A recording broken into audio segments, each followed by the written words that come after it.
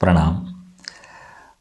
कृतज्ञतेचा आपण सर्वसामान्यपणे जो अर्थ घेतो तो म्हणजे मनातून आभाराची किंवा धन्यवादाची भावना व्यक्त करणं.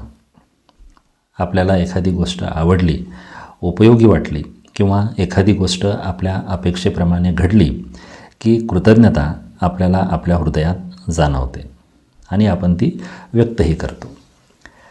जे मिळालेलं आहे त्यासाठी आभार मानणं आपल्याला समजतं आणि जमतंही.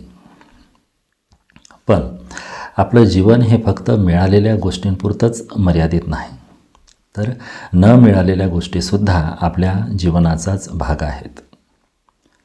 आपला रोजच्या जीवनात जो एक सततचा संघर्ष, एक झगडा चाललेला असतो, तो बहुतेक वेळा ह्या न मिळालेल्या गोष्टींबद्दलच असतो.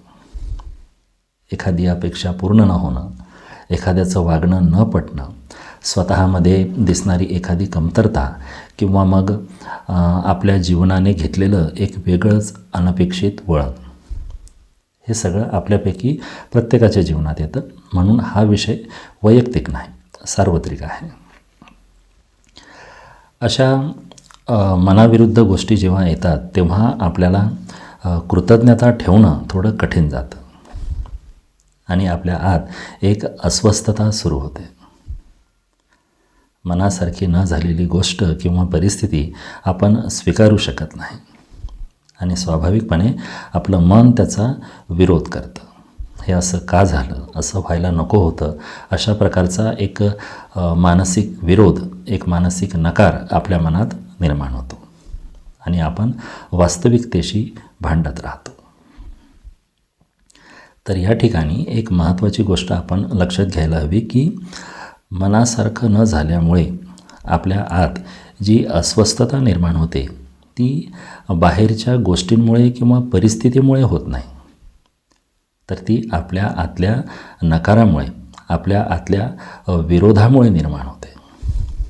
ती गोष्ट किंवा ती परिस्थिती स्वीकारणं आपल्याला अवघड जातं, कारण ते स्वीकारणं म्हणजे शरण जाणं, हार मानणं आणि त्याबद्दल काहीच न करणं असा आपला एक सर्वसाधारण समज असतो. पण वास्तविक पाहता स्वीकार करणं म्हणजे असं शरण जाणं किंवा हार मानणं नाही. स्वीकार करणं म्हणजे त्याविषयी काहीच न करता मूग गिळून चुपचाप बसून राहणंही नाही. स्वीकार करणं म्हणजे समोर आलेली मनासारखी न झालेली गोष्ट किंवा परिस्थिती ही एक वास्तविकता आहे, हे अगदी शांतपणे आणि प्रामाणिकपणे पाहणं. आपण वास्तविकतेशी भांडलो की आपली ऊर्जा खर्च होते आणि त्यातून निष्पन्न काहीच होत नाही.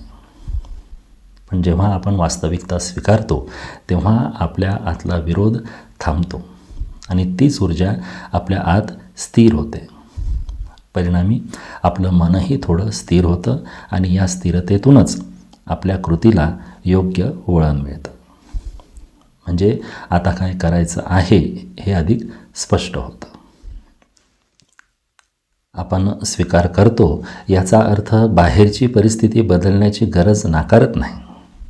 फक्त विरोधातून निर्माण होणारी कृती आपण थांबवतो, कारण ती कृती म्हणजे प्रतिक्रिया असते, रिॲक्शन असते आणि प्रतिक्रिया ही नेहमी घाईची, चिडलेली आणि गोंधळलेलीच असते.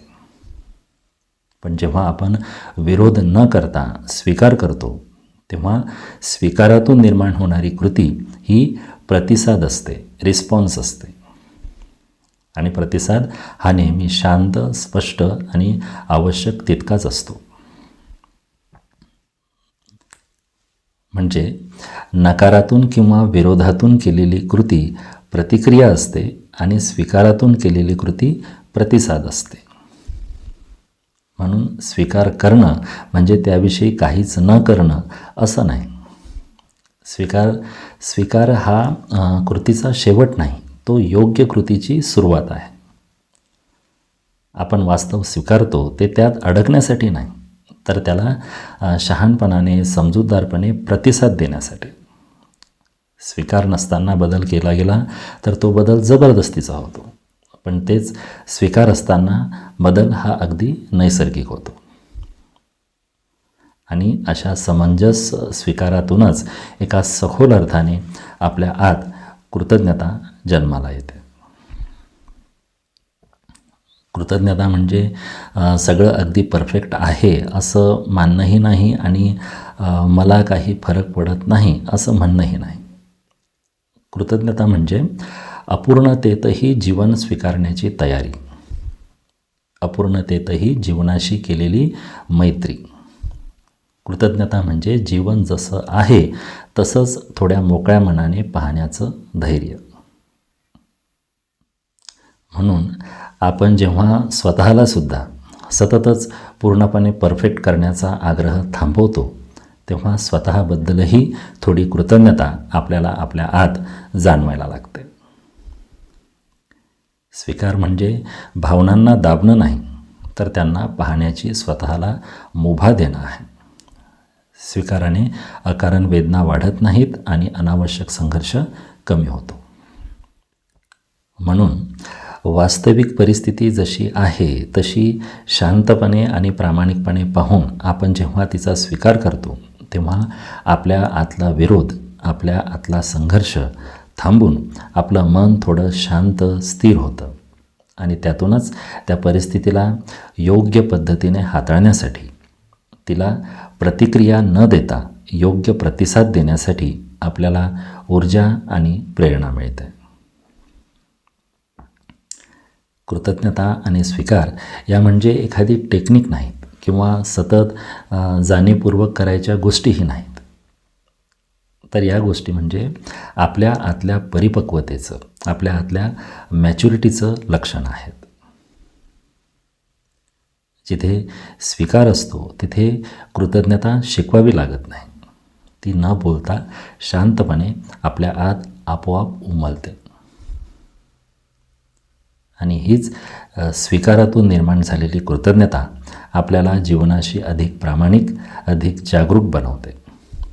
जीवनाविषयी आपल्याला अधिक जबाबदार बनवते. प्रणाम. धन्यवाद.